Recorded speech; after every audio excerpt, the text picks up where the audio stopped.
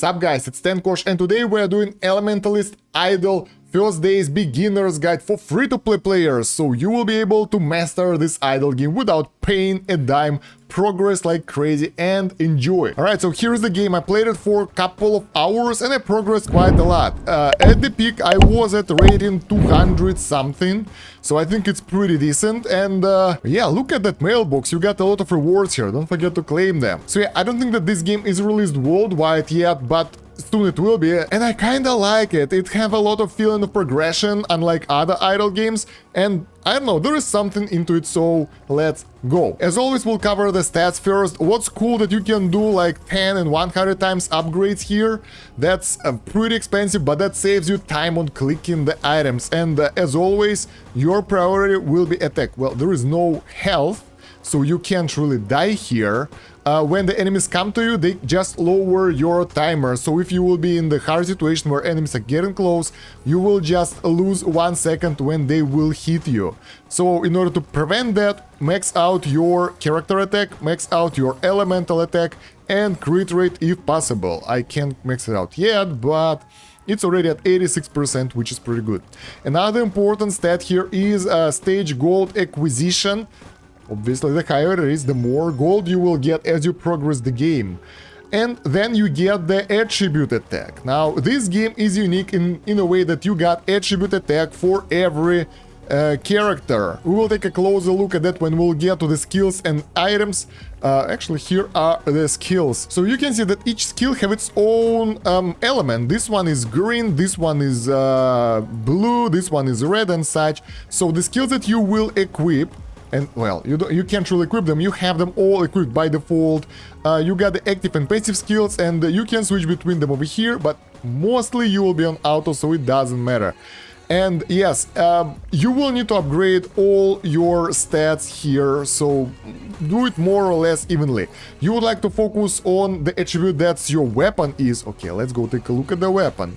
Here we go, the weapon. So our staff is water element, so we would like to focus on the water element right now. You can also switch the attribute here. It's pretty simple. You just select the one that you want and pay diamonds for that. And there is a rock, paper, scissor mechanic. So attributes get additional damage against other attributes. You can see the connections over here. I would totally ignore it, to be honest, because for the newer and free-to-play players, you just wanna go with the best stuff available with the highest stats.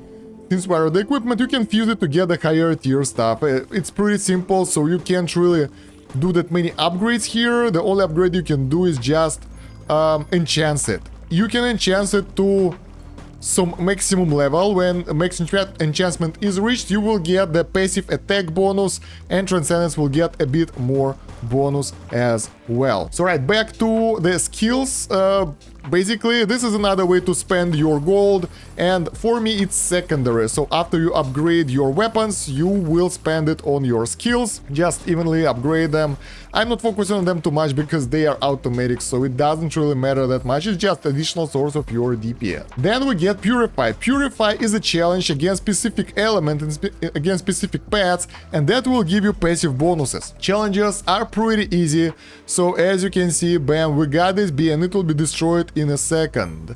It got transformed into some fireball, and our spells did the job and totally decimates it. So yeah, after that you got your pet back, it's happy, and you will get crazy buffs to all your stats and additional resources. So it's pretty simple, and you would like to do them all. Although in order to unlock the new ones, you need to get to specific stage. So the higher your stages, the more of those you will get, and the more stat bonuses you will get. So as you can see, bam, we get pretty decent stat bonus from this. And the last stuff that I haven't seen before is the bond. Basically, how does it work? I have no idea, I haven't been here.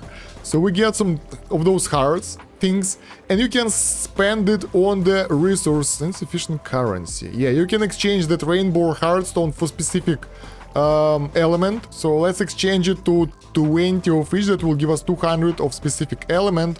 And yeah, then you can exchange it for those upgrades. They have the maximum level and they increase your critical attack, attribute attack, and bonus attack. So yeah, since you can spend that stuff like 1 resource per element. So yeah, since you can only use it here for specific element, don't worry about that, spend it all, and then you'll be good. I mean, bonus stats are always nice, so why the hell not? And it gives a really good attribute attack bonus, so nice. Although I think there is a way to get those using the dungeon mechanics. We will take a look at that a bit later. So save up those rainbow ones until you get good weapon and you can focus on that specific element. Moreover, as you can see, I'm just blowing through the levels. This is stage 1160 and the enemies are still being, well, not one-shot but easily killed. So yeah, you won't have serious issues progressing the game early on. Alright, now let's go to the items. We talked about the weapons a little bit, and we get elementals. Elementals are our pets, and it's interesting that you can click on them and select their position. Behind you straight away is really good against the bosses, so you can actually focus your DPS on the boss straight away, but you got the option to make them wider. That will allow you to take out some ads, or even wider for clearing the stages. So like that, they will shoot around quite a lot, but some of their projectiles won't hit the boss. So if you're fighting the boss, focus it down in order to do max DPS. So while you're plowing through the levels, that will be the best option for you. So now, yes, you can have 5 elementals next to you, and they have, well, different elements. You can fuse all, it's pretty easy. That will allow you to get the next one. So if you click on one of those, you can enchant it as equipment, you can fuse it to the next tier fairy or whatever, and you can switch its attribute as well. So theoretically you can put everyone to your favorite element and just do that, but that will hinder your ability to use mechanics against specific element. If it's good or not, I'm not sure, but that's one of the strategies you can exploit and use. They don't have any special skills, so they're just like equipment here, but they use elemental attack instead of physical attack. So yeah, elemental attacks works for those guys. Next one is outfit here. Ooh, we got so many outfits that haven't been fused. Here you get the outfits, basically costumes. They will give you good stats. They all got the same stats, and the higher tier costume get the higher amount of those. And yeah, once again, you can upgrade it in order to get extra stats. You can fuse it and change the attribute as well. I will change it to water, because why the hell not? Since we are using water staff, that will be interesting. Changing attribute is actually pretty cheap, because you got a lot of diamonds per day, so yeah, don't worry about that. You get 4k per day here, and I think there are some other options as well. You can watch ads and everything. Like, over the day, if you watch enough ads, you will get crazy amount of those. So yeah, you can change it as you wish. Accessories and spell tomes are another type of equipment, which is still locked for me because they will be unlocked later. Maybe right now, I'm not sure. So yeah, kind of the same stuff. Now the relics. Relics are interesting. You can't really get them in any other way than summoning, and that costs diamonds. So you want to split your resources between relics and your summons for equipment and spells and everything. So let's do that. Bam. Because I really want to get at least some basic level of those, and some of those are really good. They will give you pretty cool bonuses, but I wouldn't advise going very deep on it. So maybe like a couple of times per day and you're good. So yeah, those bonuses are nice, but the higher you are, the less effective it will be, and at higher levels you will get higher tier of those, so you gotta push forward in order to unlock them. Basically, your rule of thumb will be, if your progression is slowing down, you can invest in some area, and once you get successful in that area, for example, get really good equipment, like you get really cool stuff, you can spend it in other areas, so for example, for the relics. Alright, next step, the adventure. This one is interesting. Here you get the AFK rewards, you can always get them, and here you get those rainbow shards that can be spent on your pets, and then you can do the missions here, and when you finish the missions, you will increase your passive gain, and as you can see here, you would like to get your pets a bit wider, so you can do more DPS to the guys around. And oh, we got the bonus mission. Yeah, and once you go to the small boss, to the actual boss, you can get them small again, very condensed. And yeah, as you progress, you will go to the higher levels, and when you finish the level, you will get some rewards, and then you will get higher passive rewards, so production rate will increase. Basically, try to push as far as possible, and you will get more AFK rewards. Another tab are daily dungeons. Now, those are insanely interesting. First one is the Dragon Raid, and here you don't just do DPS check, you need to do it every day and push it as far as possible, because as you can see, I'm one-shotting this guy. So that means I can go higher and get even higher results. So yeah, push it as far as you can.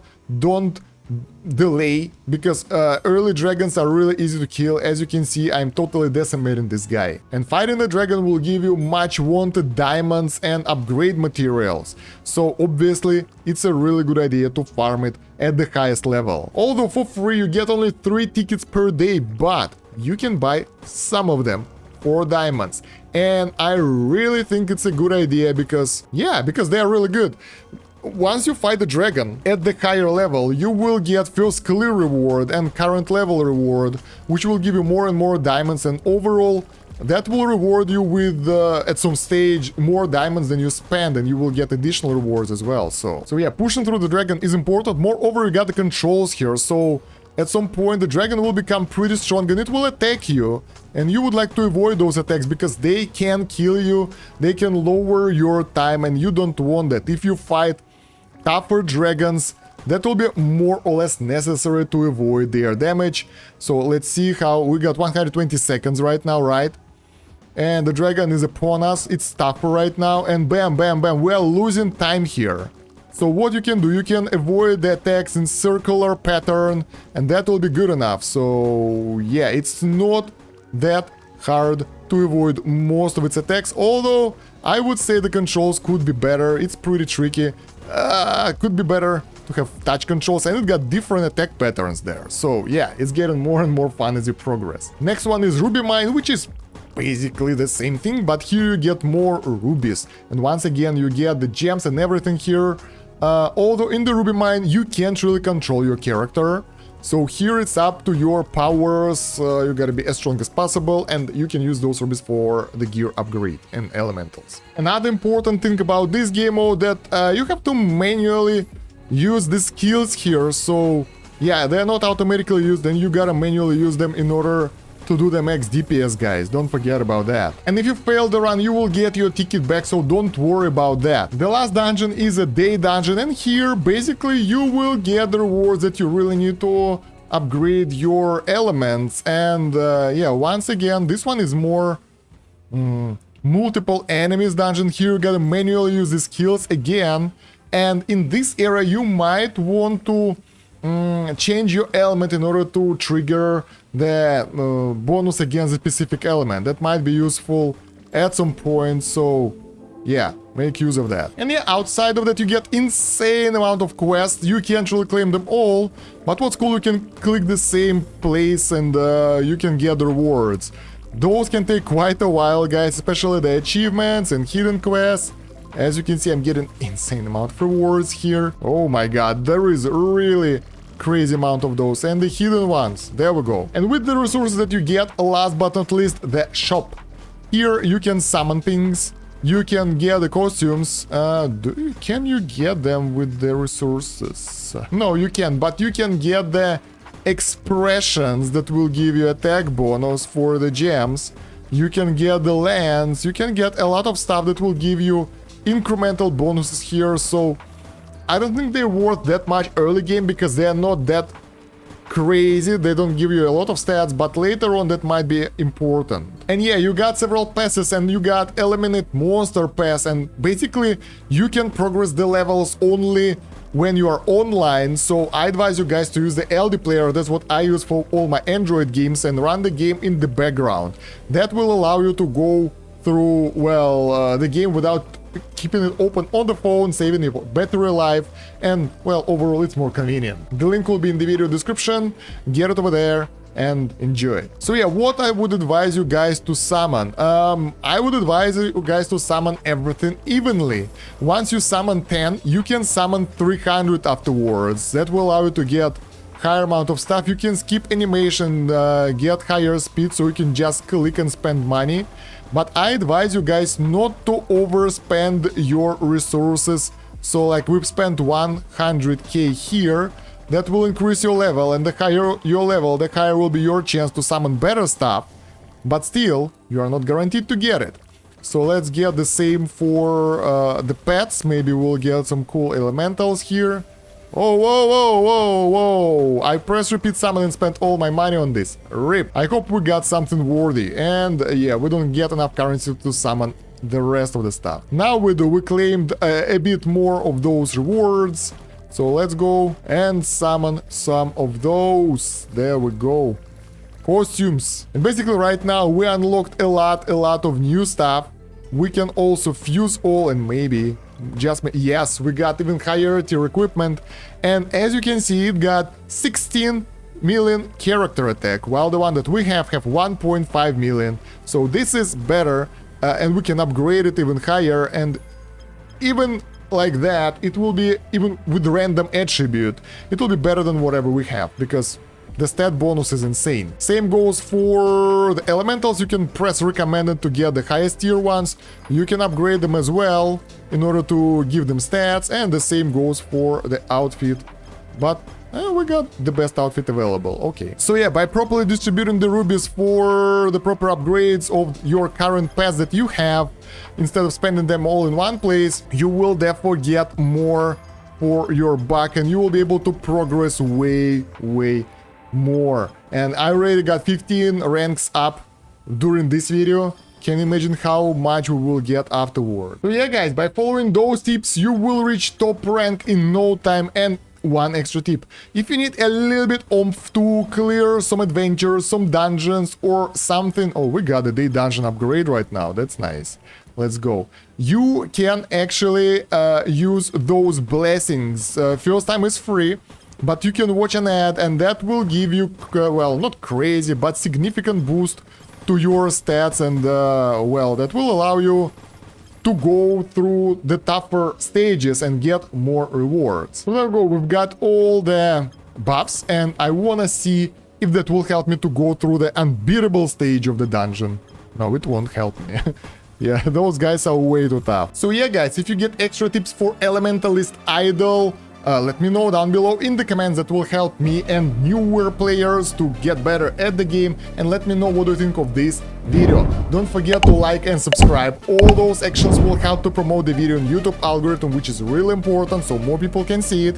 And thank you very much for watching. Check out the video description for the links, LD Player, my other YouTube channel, social media, Discord, and other useful stuff. And yeah, have a good one. Bye.